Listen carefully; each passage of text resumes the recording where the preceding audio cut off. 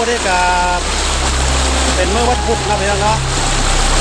เมื่อวันพุธวันที่19พี่น้องสร้างครับจะได้มาอัปเดตคืนที่ว่าเพื่อนที่ว่ามันมีจุดเสี่ยงเนาะและก็วันนี่ก็น้ำก็ลงเล็กน้อยเด้อพี่น้องเด้อก็จะว่ายังแห้งยังมีปัญหาอยู่คือเก่าเนาะพี่น้องเนาะแต่ว่าสร้างครับมาคืนมาอัปเดตแต่ว่าจุดที่ว่ามันมีปัญหาแห้งเนาะพี่น้องเนาะแต่ว่าจุดล่อแหลมพิลึก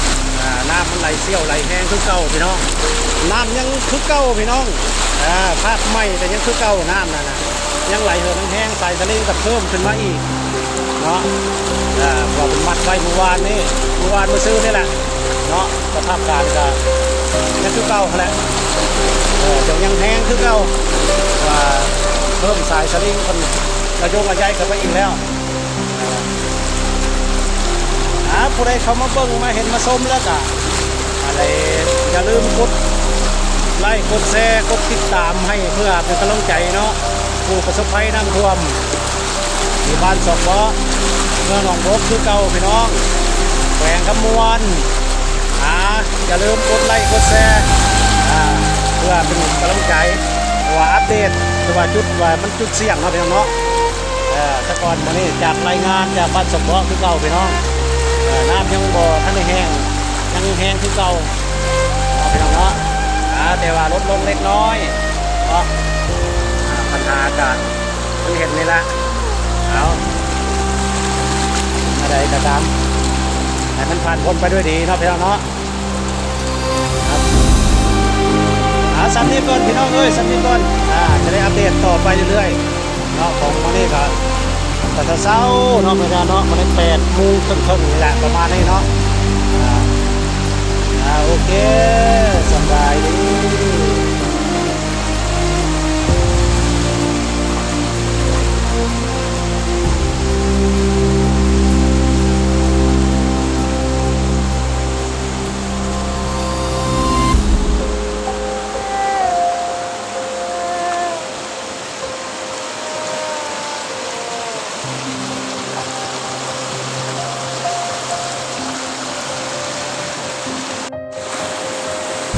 เมื่อนี้ก็สิมาอัปเดตใหม่เนาะ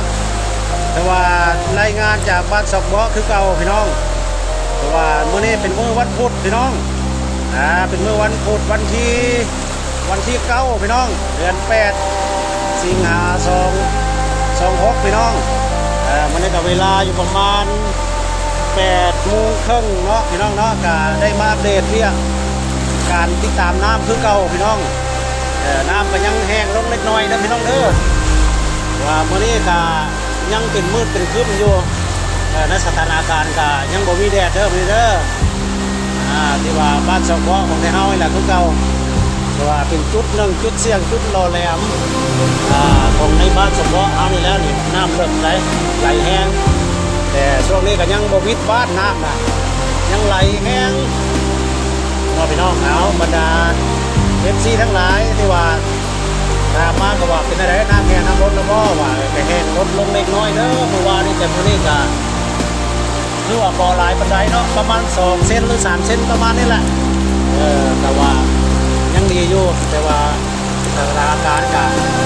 สภาพมันก็เป็นอันนี้แหละพี่น้องเลยพอให้เขาเบิ่งเขาชมแล้วก็อย่าลืมกดติดตามกดไลค์กดแชร์เพื่อเป็นกำลังใจให้จากการทำระหว่างช่วยกระทบการ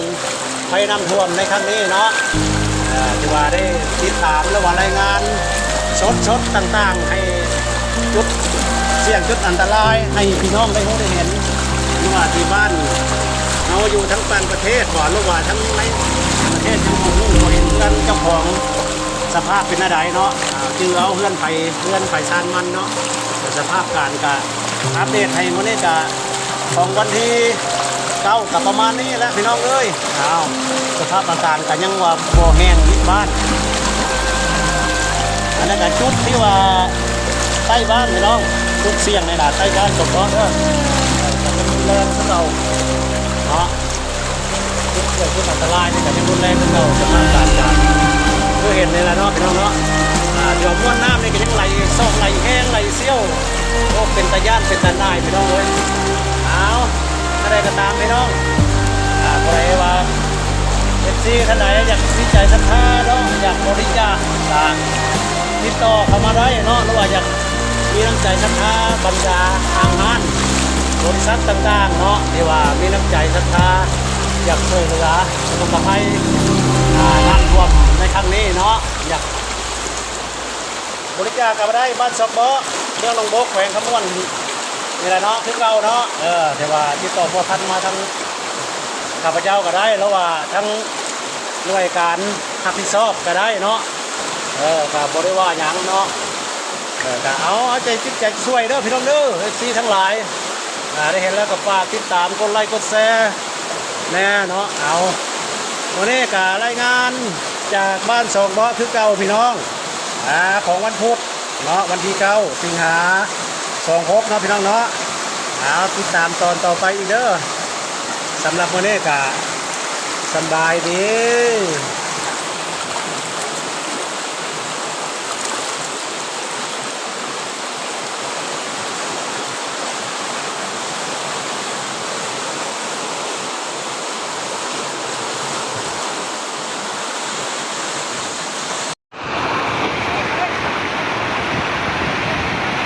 นี่ก็มาเก็บภาพบรรยากาศชาวบ้านครับไอ้น้องทหารเมืองหนองบกเนาะก็ได้ลงมาปูผ้าเพิ่นสิปูไม้เพิ่นว่าซั่นละ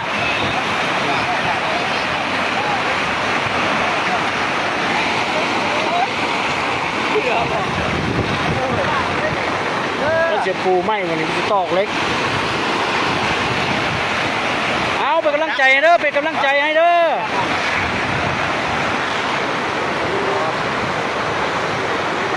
นี่แต่หัวหน้าหัวตาเพื่อเด้อลงมาจากทางเมืองหนองบกกูละขึ้นไม่ได้ก็จี้เขา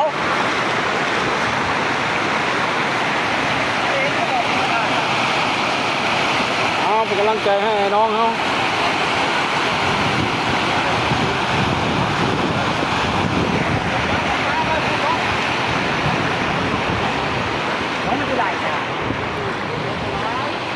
ว่างนี่แหละแห้งน้ำน่ะแห้งดีแล้วเป็นแห้งน่ะแห้งจะบอกแห้งหลายคนมันไปทอดขึ้นแล้วสุดทอดหอมนี่ใหญ่เนี่ยเฮ้ยไม่ใช่หรอกคักเลยนี่ว่างนี่ฉีกขาดลายเลิกว่างนี่ก็เลิกทำมันขาดนี่อันนี้มันเลิกได้อยู่นี่ไหน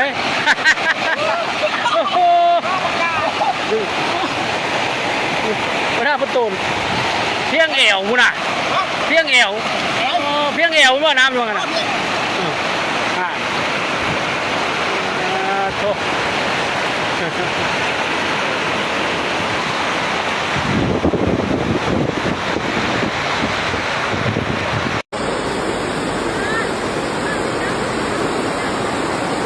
บุญประจำปีกัน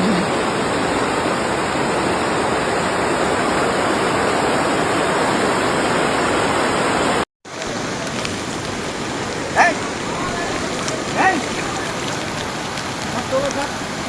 ตัวหายทีนี้ยังมาฮะกำลังหันมาช่วยคนอยู่ในบ้านนะ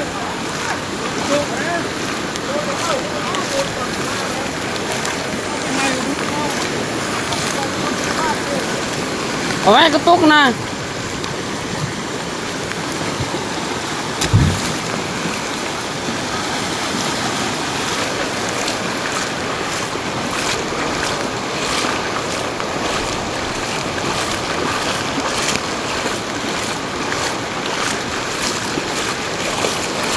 ขอนั่งก็ได้